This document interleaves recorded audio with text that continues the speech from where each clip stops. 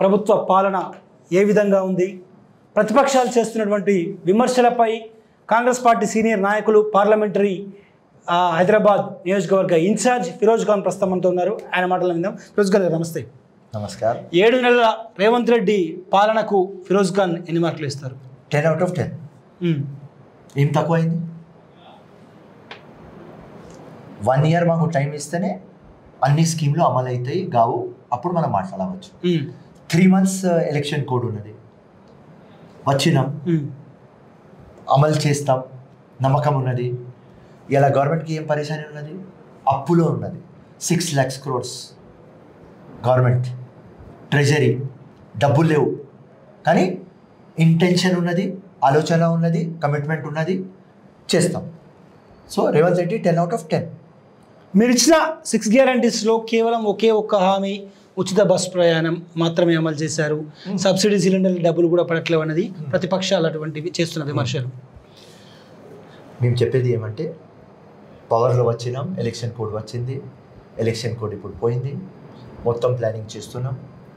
రేవంత్ రెడ్డి గారు ప్రామిస్ చేసినారు పెద్దమ్మ గుడి మీద 32,000 crores ఫార్మర్స్కి ఇచ్చేస్తాం, 100% ఇచ్చేస్తాం. 26 నుంచి మొదలు పెడుతున్నాం. వేరే స్కీమ్స్కి కూడా డబ్బులు ఎట్లా తీసుకురావాలి. ట్రెజరీలో డబ్బులు లేవు, గవర్నమెంట్ దగ్గర డబ్బులు లేవు. బీఆర్ఎస్ గవర్నమెంట్ మొత్తం బంగారు తెలంగాణని చిప్ప తెలంగాణ చేసుకొని మొత్తం బ్యాంక్రప్ట్ తెలంగాణ మాకు ఇడిసేసిపోయింది.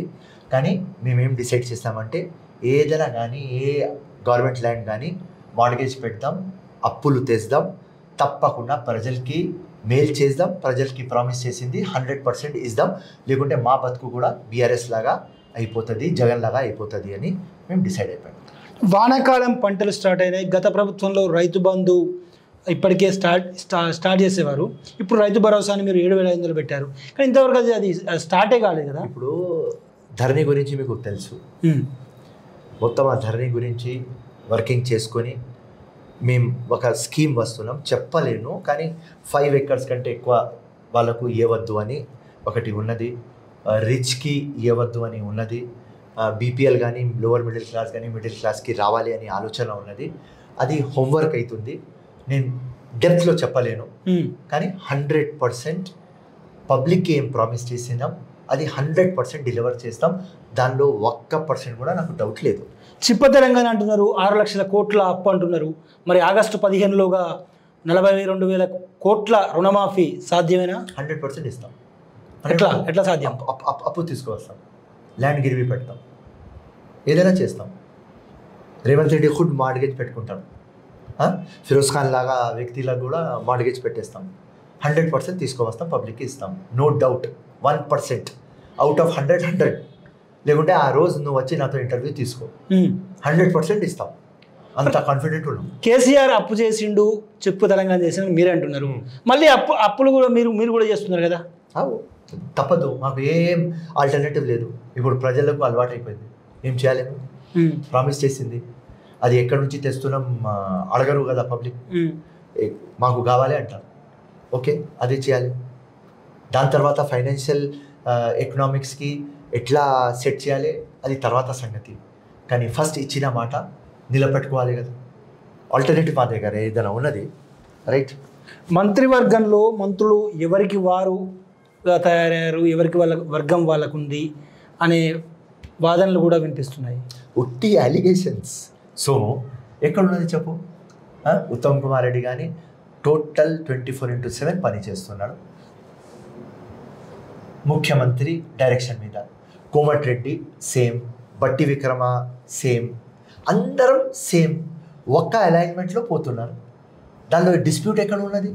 డిఫరెన్స్ ఆఫ్ ఒపీనియన్ ఎక్కడ ఉన్నది? అండ్ గ్రూపిజం ఎక్కడ ఉన్నది? కాంగ్రెస్కి తీసుకువచ్చిన పవర్లో అందరం కలిసి చేస్తే మనం బయట పడతాం, మన విలువ ఉంటుంది. నెక్స్ట్ వచ్చే 5 years తర్వాత మన గవర్నమెంట్ మళ్ళీ వస్తుంది, లేకుంటే మళ్ళీ మన స్టోరీ బస్ స్టాండ్ అయిపోతుంది అని అందరికీ ఒక ఆలోచన వచ్చేసింది. గట్టిగా పని చేస్తున్నారు. ఒక్కటే కన్సిడెంట్, మా దగ్గర డబ్బులు లేవు, తెలంగాణ దగ్గర డబ్బులు లేవు, కానీ చాలా సోర్సెస్ ఉన్నాయి, డబ్బులు వస్తాయి. కానీ మేము కొత్త గవర్నమెంట్ కాబట్టి, ఫస్ట్ ఇయర్ కాబట్టి, ఎక్కువ ప్రెషర్ ఉన్నది కాబట్టి, ప్రామిస్లు ఎక్కువ ఉన్నాయి కాబట్టి కొద్దిగా టైం పడుతుంది. 100% కాంగ్రెస్ రేవంత్ రెడ్డి సక్సెస్ అవుతాం. 7 నెలల పాలనకు ఫిరోజ్ ఖాన్ 10కి 10 వేశారు. మరి అలాంటప్పుడు మొన్న జరిగినటువంటి లోక్సభ ఎన్నికల్లో కేవలం 8 సీట్లకి కాంగ్రెస్ పార్టీ ఎందుకు పరిమితమైంది? 2 సీట్లు ఎక్కువ గెలిచేది సికింద్రాబాద్ కానీ మహబూబ్ నగర్ కానీ. పొలిటికల్ పోలరైజేషన్ అయింది. ఎంఐఎంకి దగ్గర తీసుకున్నారు, ఒక మంచి ఆలోచనతో తీసుకున్నారు. బీఆర్ఎస్కి ఫినిష్ చేద్దాం, అది అయిపోయింది. దాని తర్వాత అన్ని ఓట్లు మనం తీసుకుందాం, అసదుద్దీన్ సపోర్ట్ తీసుకుందాం, ఎంఐఎం సపోర్ట్ తీసుకుందాం, మనం గట్టిగా అయిందాం. అంటే ఎంఐఎం కాంగ్రెస్ పార్టీ కలిసే పోటీ చేశాయా? ఆయన చెప్పినాడు కదా Asaduddin, MIM out side support ఇస్తుంది కాంగ్రెస్కి, అందరూ కాంగ్రెస్కి ఓటు వేయమని చెప్పినాడు కదా ఆయన. అదే రాంగ్ అయింది. అక్కడనే పొలిటికల్ పోలరైజేషన్ అయింది. హిందుత్వ యునైటెడ్ అయిపోయినారు. అండ్ ఒక ఎగ్జాంపుల్ ఇస్తాను మీకు. వంశీ చందర్ రెడ్డి, మహబూబ్ నగర్, ఆ 17 ఎంపీస్లో ఒక గట్టి ఎంపీ, కమిటెడ్ ఎంపీ, 24/7 పబ్లిక్లో ఉన్న మంచి Vamsi Chander Reddy.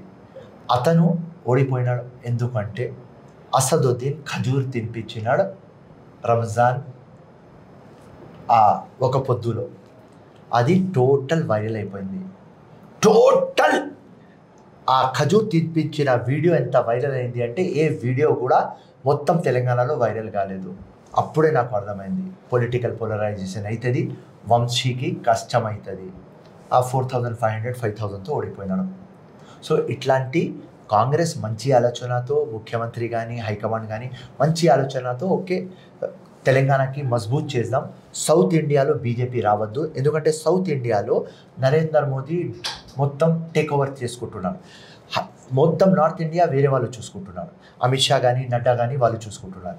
South India total projection Narendra Modi. ఇక్కడ సౌత్ ఇండియాలో వాళ్ళు స్ట్రాంగ్ అయితే 400కే పార్ అవుతాడు, 400 పార్ అవుతాడు. దానికోసం ఆ స్ట్రాటజీలో బీజేపీకి మనం రెడ్యూస్ చేయాలి, బీఆర్ఎస్కి ఫినిష్ చేయాలి, కాంగ్రెస్కి 10 to 12 13 సీట్స్ తీసుకురావాలి అని ఒక మంచి ఆలోచనతో వాళ్ళకు తీసుకువచ్చిన, కానీ అది మైనస్ అయిపోయింది. అంటే అసదుద్దీన్ గతంలో బీజేపీకి బీ టీమ్ అని మీరే అన్నారు, బీఆర్ఎస్కి బీ టీమ్ అని కూడా నాకు గత ఇంటర్వ్యూలో చాలాసార్లు చెప్పారు. ఇప్పుడు కాంగ్రెస్కే బీ టీమ్కి అయ్యారు కదా అసదుద్దీన్. అది రియాలిటీ, అది ఓపెన్ సీక్రెట్. ఈ క్వశ్చన్ మీరు ముఖ్యమంత్రికి అడగాలి, ఫిరోజ్ ఖాన్కి కాదు. గత 20 ఏళ్ల కాంచి అసదుద్దీన్పై పోరాటం చేసేటువంటి ఫిరోజ్ ఖాన్ పరిస్థితి ఏంటి మరి ఇప్పుడు? పరిస్థితి ఏం లేదు. నేను హైకమాండ్కి చెప్పిన అప్పుడే, మీరు ఎంఐఎంతో కలిసి మనం ముందుకు పోతున్నాం, okay fine, no problem. Party గట్టిగా కావాలి, ముఖ్యమంత్రి గట్టిగా కావాలి, రైట్, మన కాంగ్రెస్ గట్టిగా కావాలి. దానికోసం నా సెంటిమెంట్స్ పక్క పడతా, June 5th దాకా పెడతా. June 5th తర్వాత నా లుల్లి పంచాయత్ నాకు ఉంటుంది, రైట్. అప్పుడు దాకా మీరు ఏం చెప్తుంది వింటా. అసదుద్దీన్కి గెలిపిమంటే కూడా ఓల్డ్ సిటీ పోయి అసదుద్దీన్కి పని చేసి అతనికి గెలిపించి వస్తా. కానీ అది 5th June దాకా. 4th రిజల్ట్ ఉంటుంది, 5th జషన్ ఉంటుంది. దాని తర్వాత నా జిప్ ఓపెన్ చేస్తా అని చెప్పిన, రైట్. నా లుల్లి పంచాయత్ సేమ్ అసదుద్దీన్తో. ఇప్పుడు ఎంఐఎంతో కలిసి ఫిరోజ్ ఖాన్ పనిచేయడు. నేను చేయను. హైకమాండ్ చెప్పిన వినరా? కాంగ్రెస్తో చేస్తా. హైకమాండ్ ఏమైనా ఎలక్షన్ తాకా అని చెప్పినారు. కేటగారికలీ ఏం చెప్పినారు? జీవితం మొత్తం అని చెప్పలేదు, సంవత్సరం అని చెప్పలేదు, ఎలక్షన్ దాకా అన్నారు. సో నేను June 5th నేను అన్నా, ఆయన ఎలక్షన్ దాకా అన్నారు, నేను June 5th అన్నా, అయిపోయింది. జిప్ పెట్టుబన్నా, పెట్టినా. ఇప్పుడు జిప్ ఓపెన్ అంటే ఓపెన్ చేసేసిన అంతే. హైదరాబాద్ పార్లమెంటు మీకు కాకుండా బీసీ నేతకు అసదుద్దీన్ నమ్మి ఎట్లా మీ పార్టీ హైకమాండ్ టికెట్ ఇచ్చింది? అది చెప్తున్నా కదా, ఈ ప్రశ్నలకు నాకు జవాబు లేదు. మీరు హైకమాండ్కి అడగండి, ముఖ్యమంత్రికి అడగండి, నా దగ్గర లేవు జవాబు. ముఖ్యమంత్రికి సాన్నిహిత్యం ఉంది కదా, మీరు సన్నిహితులు కదా, అడగలేదా మరి? అడిగినా. సో తెలంగాణలో మనం స్ట్రాంగ్ కావాలి ఫిరోజ్, డే బై డే మనం స్ట్రాంగ్ కావాలి, బీఆర్ఎస్కి ఫినిష్ చేయాలి. ఈ స్ట్రాటజీలో ఒక పాయింట్ వస్తుంది, దానికోసం నువ్వు ఒప్పుకో లేకుంటే ఒప్పుకోకు, మనం కానీ ఇది పాయింట్ అమలు చేయాలి అన్నాను. నేను ఒకటే మాట అన్నాను, నాకు ముఖ్యమంత్రి important, Congress party important, Congress గట్టిగా కావాలని ఇంపార్టెంట్. డన్. ఒకవేళ 13-14 సీట్స్ మనకు వస్తున్నాయంటే మీరు ఏం చెప్తే అది చేస్తా. మీ మనస్సాక్షి ఒప్పుకుందా? ఒప్పుకోలేదు.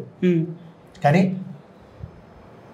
ఒక పర్సన్ ఫిరోజ్ ఖాన్ కంటే పైన పార్టీ కంటే పైన దేశం.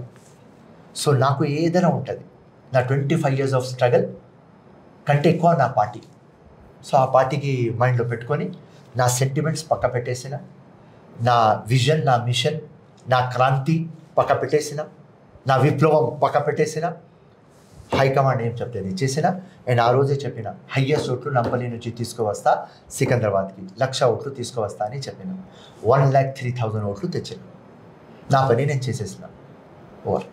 అంటే అసెంబ్లీలో మీకు 64 సీట్లు ఉండగా ఎంఐఎం సపోర్ట్ ఎందుకు మీకు కావాల్సి వచ్చింది? అసలు 5 లోక్సభ ఎన్నికలు కదా, ఎంఐఎం సపోర్ట్ ఎందుకు కావాల్సి వచ్చింది, ఎందుకు తీసుకోవాల్సి వచ్చింది? ఇంటెలిజెన్స్ న్యూస్, ఎస్బీ న్యూస్ ఏమన్నది అంటే బీజేపీ 3rd టైం పవర్లో వస్తే కేసీఆర్ బీజేపీ కలిసి కాంగ్రెస్కి బ్రేక్ చేయాలి అని ఒక ఆలోచనలో ఉన్నారు. ఆ ఇన్ఫర్మేషన్ మా హైకమాండ్కి వచ్చింది. సో బీజేపీకి ఒక చరిత్ర ఉన్నది, వాళ్ళు ఎవరికైనా కొనుక్కుంటారు. బీఆర్ఎస్కి కూడా ఒక చరిత్ర ఉన్నది, వాళ్ళు కూడా కొనుక్కుంటారు. మీకు తెలుసు మస్సార్ మావోలే వెళ్ళిపోయినారు అక్కడ. ఇప్పుడు మీరు చేసేది అదే కదా. విను డిఫరెన్స్ ఏం చెప్తా. సో వాళ్ళకు మాకు డిఫరెన్స్ ఒకటే. వాళ్ళు మొత్తం మాకు అపోజిషన్ హోదా రావద్దు, కాంగ్రెస్ పార్టీ సర్వనాశం కావాలి అని తెలంగాణ ఇచ్చిన పార్టీ కేసీఆర్, సోనియమ్మ కాలు మొక్కి మొత్తం లంగా పనులు చేసుకొని మా ఎమ్మెల్యేస్, అప్పుడు ఎమ్మెల్యేస్, బట్టెబాజ్ ఎమ్మెల్యేస్ వాళ్ళు కూడా కాపురం మాతో చేసుకుంటా అక్కడ వెళ్ళిపోయినారు, లంగా ఫెలోస్. దీని గురించి మనం 100 సార్లు మాట్లాడినాం. ఇప్పుడు మేము కూడా ఏం ఆలోచించామంటే, ఏ రోజు అర్ధరాత్రి ఉన్నది కాంగ్రెస్కి, కాంగ్రెస్ పార్టీ ఐసీయూలో ఉన్నది. నేను కానీ, రేవంత్ రెడ్డి అన్న కానీ, అక్కడ ఉత్తమ్ అన్న ఉన్నాడు, కోమటిరెడ్డి అన్న ఉన్నాడు, బట్టి అన్న ఉన్నాడు, జగ్గారెడ్డి గారు ఉన్నారు. అందరు కూర్చొని ఏం మాట్లాడి మన బతుకు ఇట్లా చేసేస్తున్నాడు. శ్రవంతికి ఎట్లా పరిస్థితి వచ్చింది అంటే BJP 200 crores, Congress BRS party 200 crores, మన దగ్గర డబ్బులు లేవు. పాపం మన క్యాండిడేట్ శ్రవంతి పోయి ఇంటికి కాలు మోపుతున్నది. అమ్మ ఈ పరిస్థితి మనకు తెచ్చినాడంటే కేసీఆర్, మనం పవర్లో వస్తే కూడా సిద్ధాంతం అని మాట్లాడవద్దు, మనం కూడా ఇట్లనే గుంజుకుందామని ఆ రోజు మేము మాట్లాడుకున్నాం, ఒప్పుకున్నాం. ఎవరైనా ముఖ్యమంత్రి వీళ్ళు అయితే తప్పకుండా చేద్దాం, అదే చేస్తున్నాం. ఇంకా ఒక డిఫరెన్స్ ఏమంటే వాళ్ళు 100 కోట్లు ఇచ్చి 50 కోట్లు ఇచ్చి కొనుక్కున్నారు. రేవంత్ రెడ్డి అన్న ఒకటే మాట అంటున్నాడు, ఫ్రీగా వస్తే వచ్చరా, మినిస్టర్ కాదు, చైర్మన్ కాదు, మా సిద్ధాంతంకి ఒప్పుకుంటే రా, గేట్లు ఓపెన్ ఉన్నాయి, హార్ట్ ఓపెన్ ఉన్నది, డబ్బులు అడితే రాకు, గెట్ అవుట్ అని చెప్తున్నారు. ఇది జబర్దస్త్ పని మేము చేస్తున్నాం. దానిలో మాకు చాలా సంతోషం. మా సిద్ధాంతం ఇష్టం, రా, లేకుంటే అవసరం లేదు. ఎన్నికలకు ముందు ప్రచార సభల్లో మీ పార్టీ అధ్యక్షుడు రేవంత్ రెడ్డి కావచ్చు, ఏఐసిసి అగ్రనేత రాహుల్ గాంధీ కావచ్చు, మేనిఫెస్టోలో కూడా పెట్టారు, పార్టీ ఫిరాయింపులను మేము ప్రోత్సహించము అని. 25 మంది ఎమ్మెల్యేలు రాబోతున్నారని చెప్పి కూడా ఇటీవల కాంగ్రెస్లో చేరిన దానం నాగేందర్ కొద్దిసేపటితో మాట్లాడుతూ స్పష్టంగా మాట్లాడారు. పోచారం శ్రీనివాసరెడ్డి అయితే డైరెక్ట్గా మీ ముఖ్యమంత్రి వెళ్ళి కండువా కప్పిన పరిస్థితి. ఎందుకు ఈ పరిస్థితి వచ్చింది కాంగ్రెస్కు?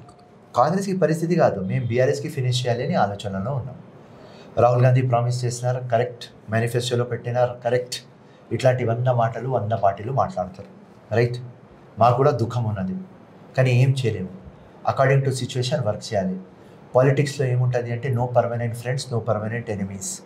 ఒక వర్డ్ ఉంటుంది ఇంగ్లీష్లో, ప్రూడెంట్ అని.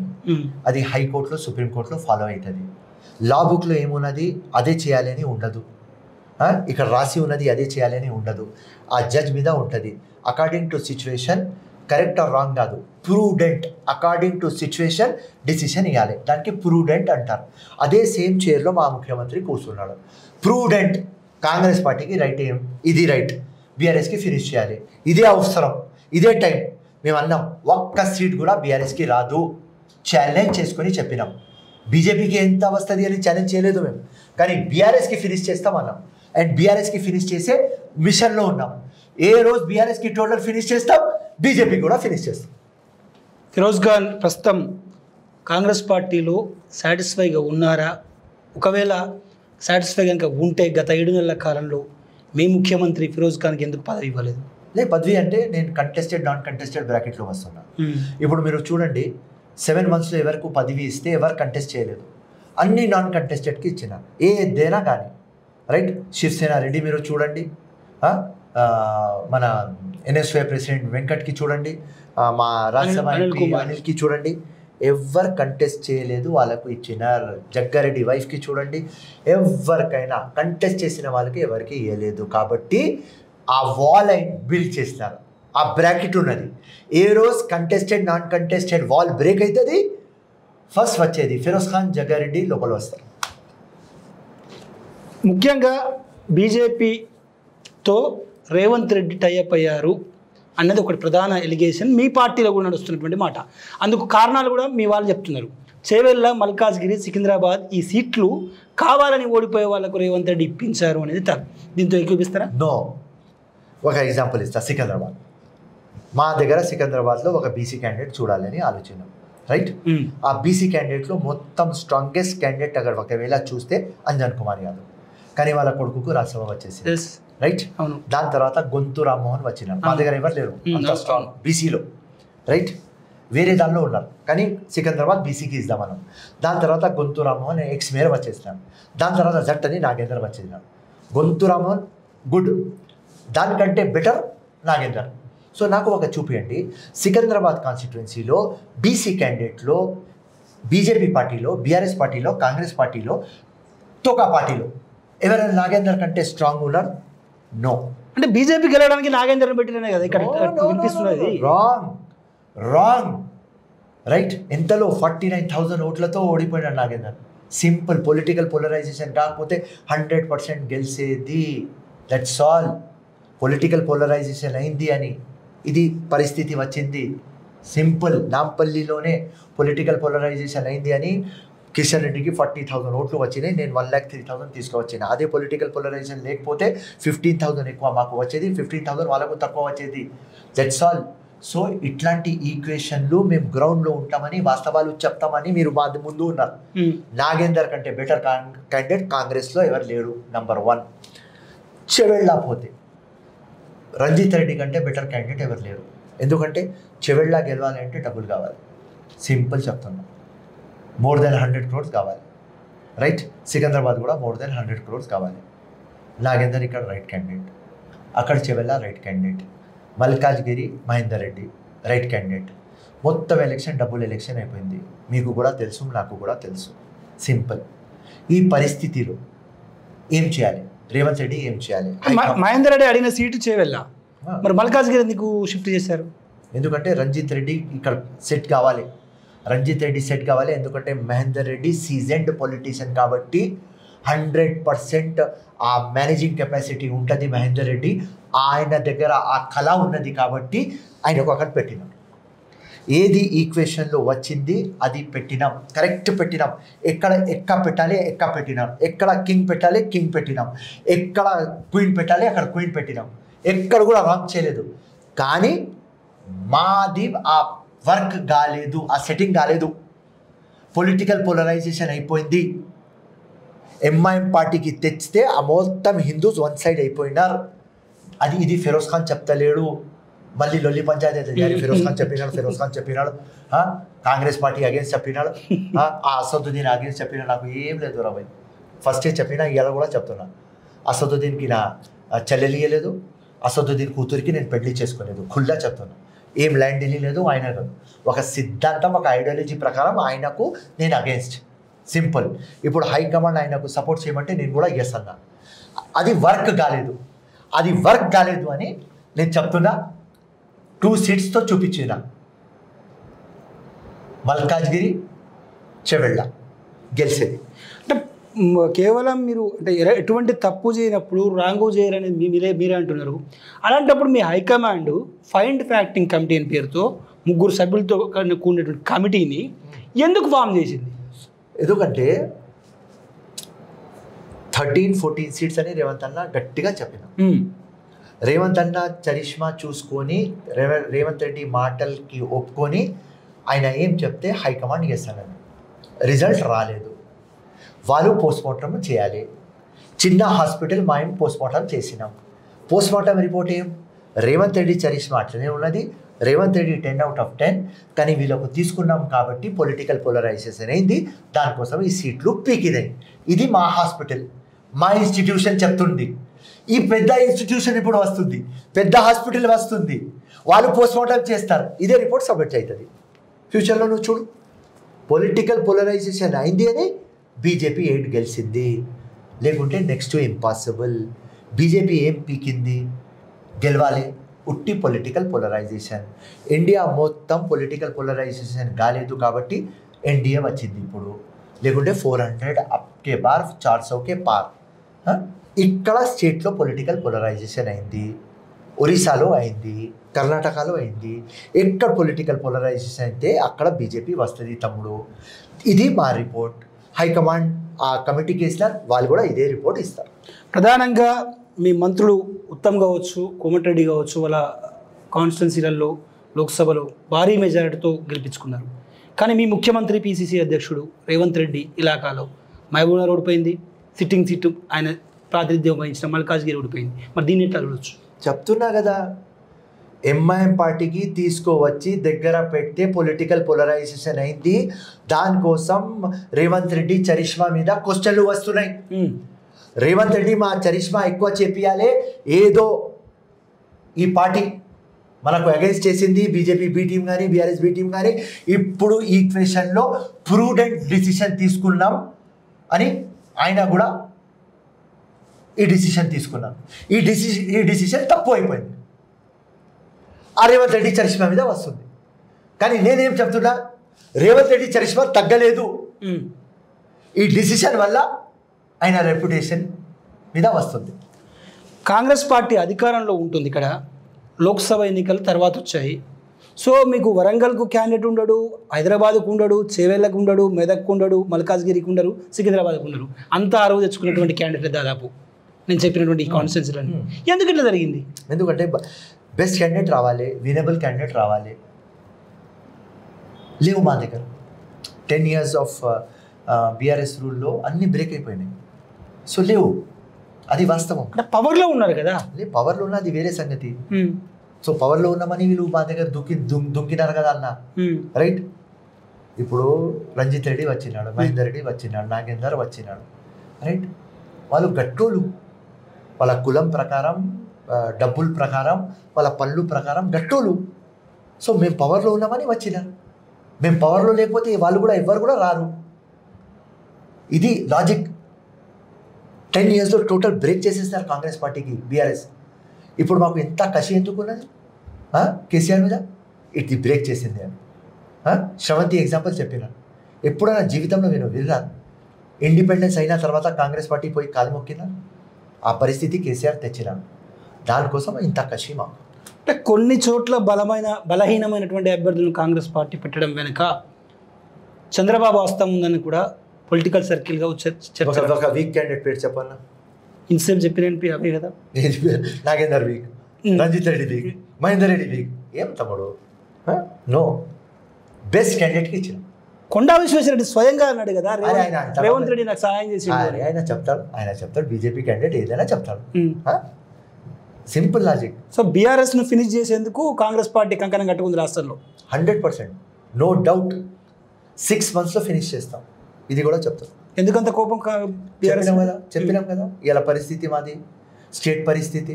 6 lakhs crores పని చేయాలి అంటే డబ్బులు లేవు. మొత్తం మా కాంగ్రెస్ క్యాండిడేట్స్కి బ్రేక్ చేసినారు. ఈ పరిస్థితిలో మాకు తెచ్చినారు. సో వీళ్ళకు ఒకవేళ మనం పాలు తాకిపిస్తే మళ్ళీ నాకు పాము అవుతారు. సో ఈ పాముకు సంపాలి. బీజేపీ గ్రేటర్ ఎనిమి, తర్వాత చూసుకుందాం. వీడు మన తెలంగాణ ఎనిమి. ఫస్ట్ వీళ్ళు ఇంటి వాళ్ళకి కొడదాం, దాని తర్వాత ఊరిలో పోదాం అని మేము డిసైడ్ చేస్తాం. మీరేమో 25 మంది బీఆర్ఎస్ ఎమ్మెల్యేలు కాంగ్రెస్లోకి త్వరలో రాబోతున్నారని మీ పార్టీ నేతలు అంటున్నారు. బీఆర్ఎస్ అధినేత కేసీఆర్ ఏమో ఇటీవల మాట్లాడుతూ మా పార్టీ ముఖ్యులతో కాంగ్రెస్ పార్టీలోని ఒక వర్గం చర్చలు జరుపుతుంది, 25 మంది ఎమ్మెల్యేలు మేము ఉన్నాం, ఇద్దరం కలిసి గవర్నమెంట్ ఫామ్ చేద్దామని అంటున్నారని చెప్పి ఆన్ రికార్డ్ కేసీఆర్ అన్నటువంటి మాటలు. సైకాలజికల్ బ్రేక్ చేయాలి అంటే కేసీఆర్తో నేర్చుకోవాలి. కాంగ్రెస్ ప్రభుత్వంలో ఉన్న తర్వాత ఎవరైనా ఈ ధైర్యం చేస్తారు? ఎవరు చేయరు కదా. ఇప్పుడు చేయాలి అంటే ఈ 4-5 చేయాలి కదా. అవును, వాళ్ళంతా మొత్తం కోఆర్డినేషన్తో చేస్తున్నారు కదా. బట్టి కానీ, ఉత్తమన్న కానీ, కోమటిరెడ్డి కానీ, వీళ్ళందరూ కోఆర్డినేషన్తో చేస్తున్నారు కదా. దామోదర్ రాజ్ నరసింహ కానీ అందరూ కోఆర్డినేషన్తో చేస్తున్నారు కదా. సో ఈ మాట వచ్చింది స్పెక్యులేషన్. ఉట్టి సైకాలజికల్ డ్రామా ఇది కేసీఆర్ చేసేది. కాంగ్రెస్ మన ఎమ్మెల్యే కూడా పోవడన్నా అక్కడి నుంచే వస్తారు. ఎంతమంది అడుగుతున్నారు నాకు తెలుసు, కానీ మీ ఛానల్ ముందు చెప్పలేను. సింపుల్. సో వాళ్ళు ఆఫర్లు పెడుతున్నారు, ఆఫర్లు మేము ఇయ్యం, రైట్? ఒకవేళ మా పాప ఇష్టం ఉంటే కట్నం ఇయ్యం, వచ్చా అని చెప్తున్నాం. మాకు ఇది కావాలి అది కావాలి అంటే ఇప్పుడు మాతో సాధ్యం కాదు, ఇది పరిస్థితి మాది. ఇవాళ 3 months కానీ 4 months కానీ బ్రేక్ అవుతారు, మా దగ్గర వస్తారు అంతే. Day by day Congress strong అవుతుంది. ఇక్కడ ఈ 8 సీట్స్ లెక్క, వేరే equation. MP election total national election, right? Total state election కాదు ఇది. Every time ground reality different ఉంటుంది, ఎవ్రీ టైం ఈక్వేషన్లు డిఫరెంట్ ఉంటుంది. So day by day Congress strong అవుతుంది. అండ్ మేము డిసైడ్ అయినాం, ఏది ప్రామిస్ చేసినాం ఏదైనా కానీ పబ్లిక్కి సాటిస్ఫై చేస్తాం. అది మేము కంకణం పెట్టుకున్నాం. బీఆర్ఎస్కి బ్రేక్ చేయాలి, పబ్లిక్కి హెల్ప్ చేయాలి. Day by day Congress strong అవుతుంది, no doubt about it. BJP floor leader Maheshwar Reddy మాట్లాడుతూ RRR ట్యాక్స్ అంటున్నాడు. ఏంటి RRR ట్యాక్స్ ఏంటి? 6,000 కోట్లు పంపించారట ఢిల్లీకి. ఏదో పంపించాలి, రైట్? ఇంత పంపించాలి అని వాడికి మహేశ్వర్ రెడ్డికి ఎట్లా తెలిసింది? సింపుల్.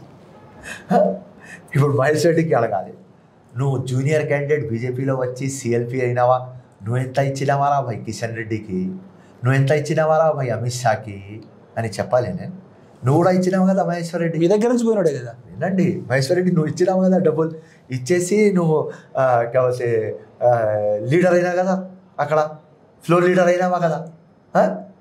అప్పుడు నువ్వు ఇచ్చినావా ఏదో 5 కోట్లు 10 కోట్లు. నేను ఇక్కడ నుంచి చెప్పాలి, 200 కోట్లు ఇచ్చినాడు రా భయ్ మహేశ్వర్ రెడ్డి. ఆ ముఖ్యమంత్రి అవుతాడు ఫ్యూచర్లో కిషన్ రెడ్డి, జాగ్రత్తగాను, రైట్? వీడి దగ్గర ఫుల్ డబ్బులు ఉన్నాయి, 2,000 కోట్లు ఇస్తాడు అమిత్ షాకి, వైసే ముఖ్యమంత్రి అవుతాడు. ఏదైనా లాజిక్ ఉన్నది దీనిలో? ఇట్లనే same RRR tax 6,000 crores 5,000 crores ఎక్కడ ఉన్నాయి అన్న? లేవు డబ్బులు, శాలరీస్ ఎక్కడ కష్టంతో ఇస్తున్నాం. ఇట్లాంటి పరిస్థితుల్లో 5,000 crores 2,000 crores 3,000 crores ఏదైనా లాజిక్ ఉండాలి. 100 కోట్లు పంపించినారు రేవంత్ రెడ్డి, 200 కోట్లు పంపించినారంటే ఏదో మాట్లాడుతాం. 5,000 కోట్లు 6,000 కోట్లు ఏం రాదా? అంటే ఆయన ఒక లాజిక్ కూడా చెప్తున్నా. అంటే ఎలిగేషన్స్ విషయానికి వస్తే బిల్డింగ్ పర్మిషన్స్ ఆపేశారు పూర్తిగా గ్రేటర్ హైదరాబాద్లో. క్యాష్ టు క్యారీ చేస్తేనే బిల్డింగ్ పర్మిషన్స్ ఇస్తున్నారు. గత బీఆర్ఎస్ ప్రభుత్వ హయాంలో ఏమో అపార్ట్మెంట్లో ఫ్లాట్లు ఇవన్నీ తీసుకున్నారు విలాస్ ఇట్లా, కానీ మీ దగ్గర ఏమో క్యాష్ అండ్ క్యారీ జరుగుతుందని ఆయన ఎలిగేషన్స్ కూడా చేశాడు కదా. పక్కా ఎలిగేషన్ చేశారు. Very good. బీఆర్ఎస్ పార్టీలో మొత్తం కరప్షన్ డీటెయిల్స్ మా ముఖ్యమంత్రి దగ్గర. ఫోన్ ట్యాపింగ్ గురించి మీకు తెలుసు, and most corrupted chief minister KCR అని ప్రూవ్ అవుతుంది. ఇరిగేషన్ ప్రాజెక్ట్ నుంచి, రోడ్స్ అండ్ బిల్డింగ్స్ నుంచి, పంచాయత్ రాజ్ దగ్గర నుంచి, మున్సిపల్ కార్పొరేషన్ దగ్గర నుంచి అన్ని జగా వాళ్ళ కన్సర్న్ ఆఫీసర్లు కోట్లు సంపాదించుకొని ఎట్లా ఉన్నది అంటే మీకు ఫ్యూచర్లో బయట వస్తుంది. ఒక్క ఆఫీసర్కి మంత్లీ రెంటల్ 1 కోటి రూపాయలు వస్తున్నాయి. రెంటల్ 1 కోటి రూపాయలు. అట్లాంటి కరప్షన్ ఈ బీఆర్ఎస్ పార్టీ చేసింది.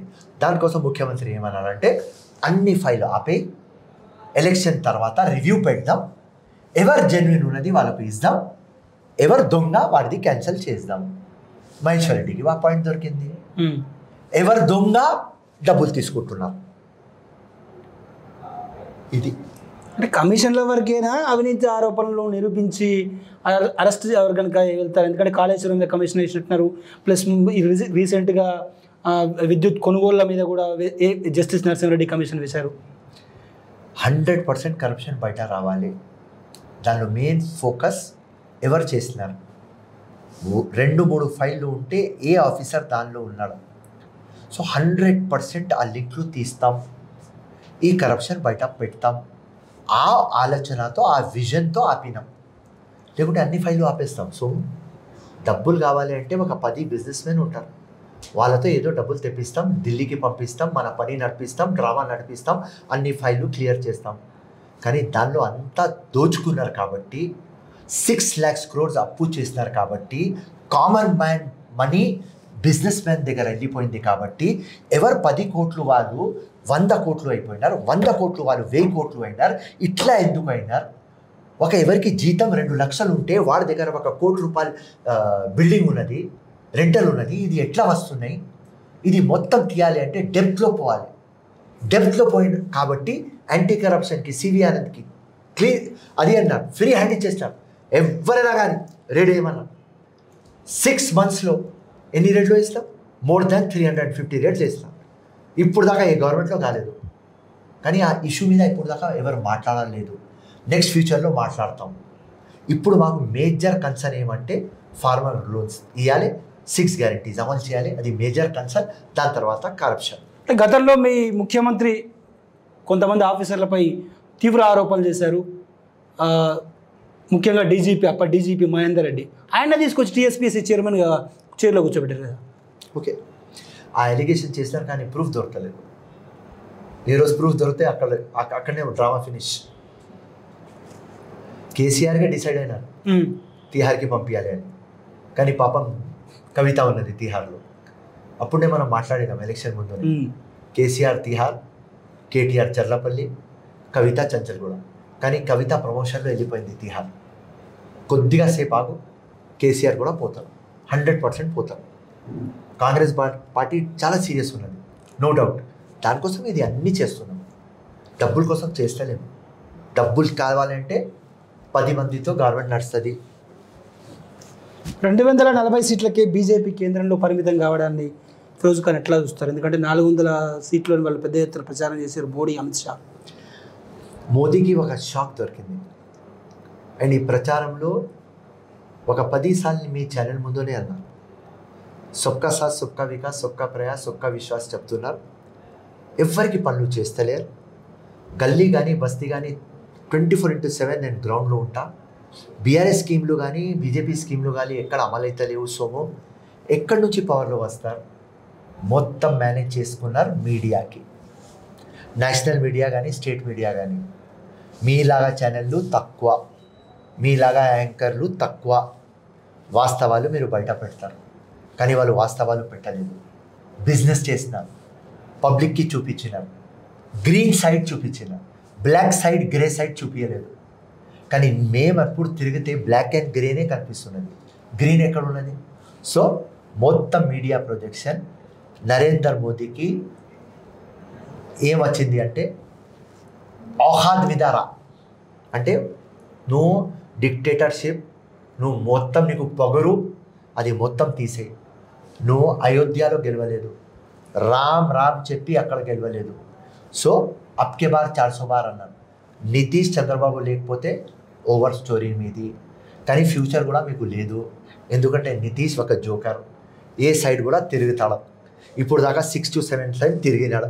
8th టైం తిరగడానికి టైం తీసుకోడు. చంద్రబాబు నాయుడు ఏం అడగలేదు.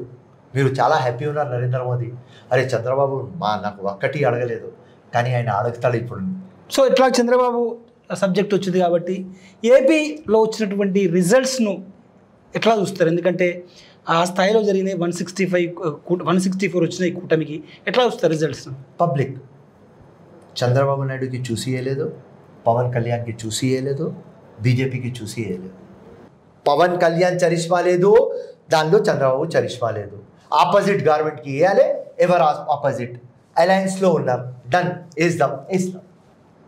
అంటే ఈవీఎంలో ట్యాంపరింగ్ జరిగింది అనేది ఒకటి ఇక్కడ దుమారం చెలరేగుతుంది.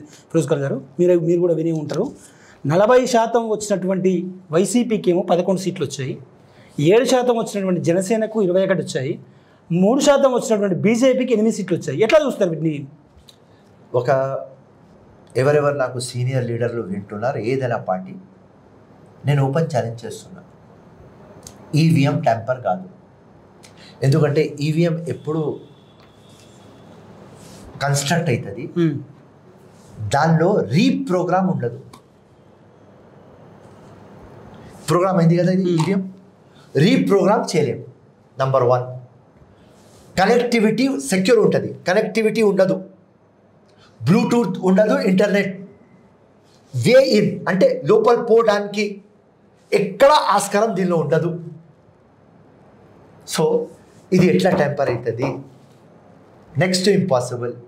చంద్రబాబు ఓడినప్పుడు లొల్లి పంచాయత్ ఈవీఎం, జగన్ ఓడిపోయినప్పుడు లొల్లి పంచాయత్ ఈవీఎం, మా కాంగ్రెస్ పార్టీ ఓడిపోయినప్పుడు లొల్లి పంచాయతీ ఈవీఎం 20 years నుంచి నేను వర్క్ చేస్తున్నా ఫేర్ ఫ్రీ ట్రాన్స్పరెంట్ ఎలక్షన్ కోసం.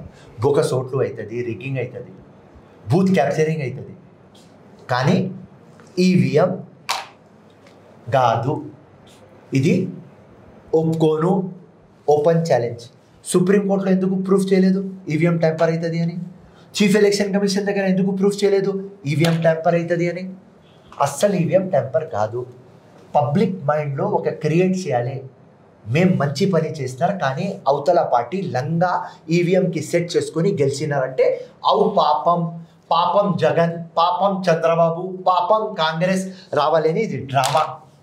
లేకుంటే నా ఛాలెంజ్, ఎవరైనా ఈవీఎం ట్యాంపర్ చేసి చూపిస్తే రాజకీయం విడిచేస్తాను. మరి ఈ విషయం ఎలన్ మస్క్ కానీ మీ పార్టీ అగ్రనేత ఎలన్ మస్క్ అక్కడ అమెరికాలో కూర్చొని రాహుల్ గాంధీ తెలీదా? రాహుల్ గాంధీ కూడా ట్వీట్ చేశాడు కదా. రాహుల్ గాంధీ చెప్తే కూడా నేను రాహుల్ గాంధీ ఈ విషయంలో నేను ఎవరికైనా ఛాలెంజ్ చేస్తున్నాను. ఈవీఎం ట్యాంపర్ చేయలేం, రీప్రోగ్రామింగ్ దీనిలో ఉండదు. నేను మస్తు తిరిగిన, సైంటిస్ట్ దగ్గర తిరిగిన, ఈవీఎం ఎక్కడ అవుతుంది, హెచ్ఏఎల్ హెచ్సిఎల్ అన్నీ తిరిగి మొత్తం నాలెడ్జ్ తీసుకున్నా. 20 years నుంచి నేను ఫైట్ చేస్తున్నా. ఈవీఎం ట్యాంపర్ చేయలేం. బెట్ ఎవరైనా ట్యాంపర్ చేస్తే రాజకీయం చేస్తాం. జగన్ దాదాపు 2.5-3 లక్షల కోట్ల సంక్షేమ పథకాలు ప్రజలకు చేర్చాడు. సో ఎందుకు సక్సెస్ కాలేకపోయినట్టే మీరు చెప్పినటువంటి రీజన్ అయినా అంతే పబ్లిక్కి కసి, అంతే పబ్లిక్ సహించారు. 1 or 2 times ఓకే, ఏదో బూత్లు అట్లాంటి టాపిక్లు వాళ్ళకు టీఆర్పీ కోసం, టైంపాస్ కోసం, ఒక బాహుబలి పిక్చర్ లాగా, కేజీఎన్ లాగా ఓకే, కానీ 24/7 పబ్లిక్ ఒప్పుకోరు. సో వీళ్ళ లంగా పనులు పరిస్థితి తెచ్చింది అంతే. లేకుంటే జగన్ నెక్స్ట్ టైం ముఖ్యమంత్రి కావాలి, కానీ జగన్ కూడా క్యారీడ్ అవే అయినాడు. క్యారెక్టర్ అసాసినేషన్ ఒకసారి చేయాలి, 2 సార్లు చేయాలి. 24/7 క్యారెక్టర్ అసాసినేషన్ చేస్తారు మీరు.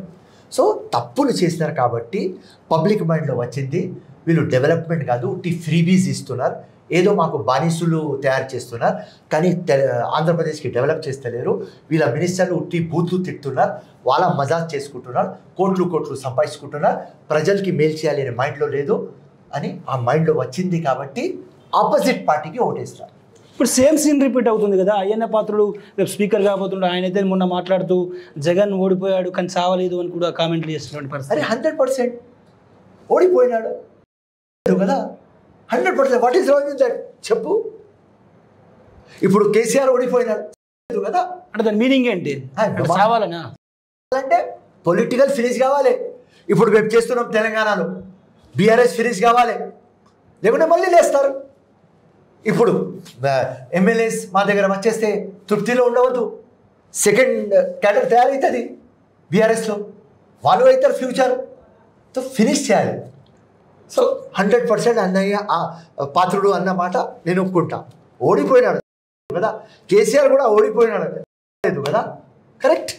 మరి అక్కడ ఉన్నాయి కూటమి వర్సెస్ జగన్, మరి జగన్ పార్టీని అక్కడ క్లోజ్ చేసేటువంటి అవకాశాలనే డిఫికల్ట్.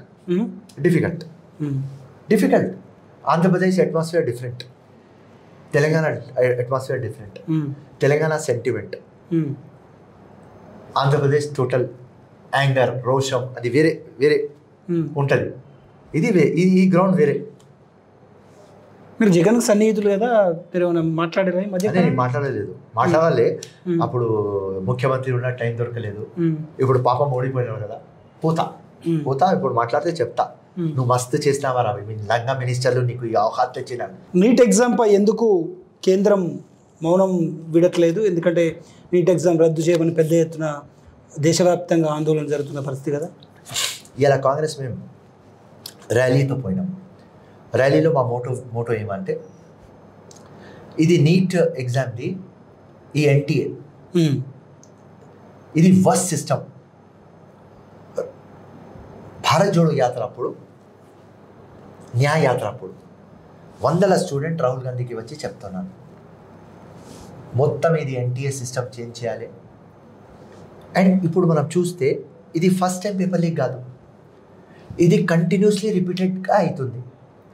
వ్యాపం నుంచి స్టార్ట్ అయింది, దాని తర్వాత మధ్యప్రదేశ్, దాని తర్వాత గుజరాత్, దాని తర్వాత హర్యానా, దాని తర్వాత ఉత్తరప్రదేశ్, దాని తర్వాత మొత్తం మన ఇండియా. సో ఈ సిస్టమ్కి ఎవరు ఫాలో చేస్తున్నారు, అక్కడ కాంపిటెంట్ పర్సన్స్ లేరు, ఇంటిగ్రిటీతో లేరు. ఎవరికి అపాయింట్ చేస్తారు అక్కడ ఆ ఎన్టీఏలో? ఆ కమిటీ ఎవరు ఉన్నది? ఎవరు బీజేపీతో అఫిలియేటెడ్ ఉన్నారు, వాళ్ళ మదర్ ఆర్గనైజేషన్ ఆర్ఎస్ఎస్తో అఫిలియేషన్ ఉన్నారు. ఎవరికి కాంపిటెన్స్ ఉన్నది, ఎవరికి టోటల్ ఆ అకాడమిక్స్ మీద మాస్టరీ ఉన్నది, వాళ్ళకు పెట్టలేదు. అక్కడనే పాయింట్. ఎవ్రీ ఇన్స్టిట్యూషన్కి హైజాక్ చేస్తున్నానని రాహుల్ గాంధీ కాంగ్రెస్ పార్టీ చెప్తున్నారు కదా, ఈ ఇన్స్టిట్యూషన్కి కూడా వీళ్ళు హైజాక్ చేస్తున్నారు. కాంగ్రెస్ పార్టీ ఏమంటుంది అంటే, మిస్టేక్ టోటల్ మీది ఎన్టీఏది, రెగ్యులర్గా మీరు ఇది చేస్తున్నారు. 35 lakh students life under stake. డిప్రెషన్లో వాళ్ళు ఉన్నారు, కాన్ఫిడెన్స్ లెవెల్ పోయింది. కొన్ని రోజులు అంటే సైకాట్రిస్ట్ దగ్గర పోవాలి. ఇప్పుడు మీరు ఏం చేయాలి అంటే, మీ గవర్నమెంట్ 10 years నుంచి ఉన్నది కాబట్టి, ఇది రిపీటెడ్లీ అయిపోయింది కాబట్టి, ఇమీడియట్లీ మారల్ రెస్పాన్సిబిలిటీ తీసుకొని union minister for health Dharmender Pradhan పక్క జరిగిపోవాలి. ముఖ్యమంత్రి చిన్న మాట ఉంటే కూడా మన్ కీ బాత్, తన్ కీ బాత్ అని మాట్లాడతాడు. పాకిస్తాన్, యుక్రెయిన్ గురించి మాట్లాడతారు, చైనా గురించి మాట్లాడతారు. మాకు ఇది అవసరం లేదు. పిల్లల ఫ్యూచర్ గురించి ఎందుకు మాట్లాడతలేడు? ప్రధానమంత్రికి లోక్సభ ఎట్లా నడిపించాలి, లోక్సభ స్పీకర్ ఎవరికి అపాయింట్ చేయాలి, ఆ నుల్లి పంచాయత్ పెట్టుకున్నాడు. కానీ మన దేశ్కే బచ్చోంకా, మన పిల్లల గురించి ఆలోచిస్తలేడు. సో వీళ్ళ తప్పు, total mistake by BJP government and ఇది ఎన్టీఏ. సో ఇది స్క్రాప్ కావాలి, ఈ సిస్టమ్ చేంజ్ కావాలి అని మా పోరాటం. ఎప్పుడు దాకా ప్రధానమంత్రి దీని మీద మాట్లాడరు, ఆల్ పార్టీ మీటింగ్ పెట్టడు, అడ్వైజ్లు తీసుకోడు, ఈ ఎన్టీఏకి స్క్రాప్ చేసేసి కొత్త సిస్టమ్ పెట్టడు, అప్పుడు దాకా కాంగ్రెస్ అజిటేషన్ చేస్తుంది. రైట్, ఫైనల్గా ఒకటి చెప్పండి. గతంలో మీరు చెప్పిన ప్రొడక్షన్ కూడా నిజమైంది, ఎన్నికల ముందు కవిత అరెస్ట్ అవుతారు అని. కేజ్రీవాల్ బెయిల్ వచ్చింది. మరి కవితకు ఎప్పుడు వచ్చేటువంటి అవకాశం ఉంది? కవిత అప్రూవర్ లాగా మారితే 1-2 monthsలో వస్తాడు. అప్రూవర్ లాగా మారకపోతే 6 months తర్వాత వస్తుంది. ఎందుకు ఎలక్షన్స్ అయిపోయినాయి కదా? ఎలక్షన్స్ కాదు, అప్రూవర్ లాగా మారితే వెరీ గుడ్, రైట్. బీజేపీకి సపోర్ట్, ఎందుకంటే ఫ్యూచర్లో బీజేపీతో పోవాలి అని ఉన్నది కదా బీఆర్ఎస్కి. సో అప్రూవల్ కేజ్రీవాల్కి ఫిట్ చేయాలి. అప్రూవర్ అంటే 2 months, లేకుంటే 6 months. 5 ఏళ్ల పాటు కాంగ్రెస్ పార్టీ రాష్ట్రంలో అధికారంలోకి ఉంటుందన్న ధీమాతో ఉన్నారా మీరు? అదే ఏదైనా డౌట్, దాని తర్వాత కూడా ఉంటుంది. రేవంత్ రెడ్డినే ముఖ్యమంత్రి ఉంటాడు, అది కూడా చెప్పేస్తున్నాయి. ఇవాళ 100% ఉంటుంది కాంగ్రెస్. హత్తల్లా విజన్ మిషన్తో ఉన్నాం. టైం బాగలేదు, మేమేం చేయాలి కనిపిస్తలేదు మీకు. 3-4 months డిసెంబర్ దాకా చూడండి, మొత్తం జిమిక్స్ అది చేసి చూపిస్తాం. అండ్ వాహ్ అవుతుంది, అది మాకు తెలుసు. అది ఎట్లా చేయాలి మీ ఛానల్ ముందు నేను చెప్పలేను, కానీ టైం వచ్చినప్పుడు ఫస్ట్ చెప్పేది వ్యక్తి ఫిరోజ్ ఖాన్. థ్యాంక్ యూ ఫిరోజ్ ఖాన్ గారు. Thank you. జై హింద్. సో ఇది రాష్ట్ర రాజకీయాలతో పాటు దేశ రాజకీయాలపై కూడా పార్లమెంటరీ నియోజకవర్గ కాంగ్రెస్ పార్టీ హైదరాబాద్ ఇన్ఛార్జ్ ఫిరోజ్ ఖాన్తో ప్రత్యేక ఇంటర్వ్యూ విశేషాలు. మరో ఇంటర్వ్యూతో మళ్ళీ కలుద్దాం. వీడియో జర్నలిస్ట్ ప్రసాద్తో కలిసి సోము, ప్రజా చైతన్యం, హైదరాబాద్.